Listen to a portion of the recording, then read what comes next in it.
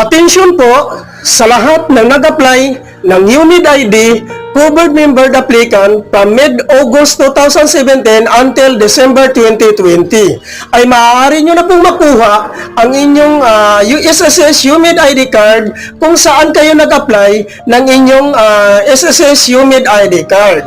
At tandaan, applicant from mid-August 2017 and December 2020 lamang ang pwedeng makukuha sa SSS branch.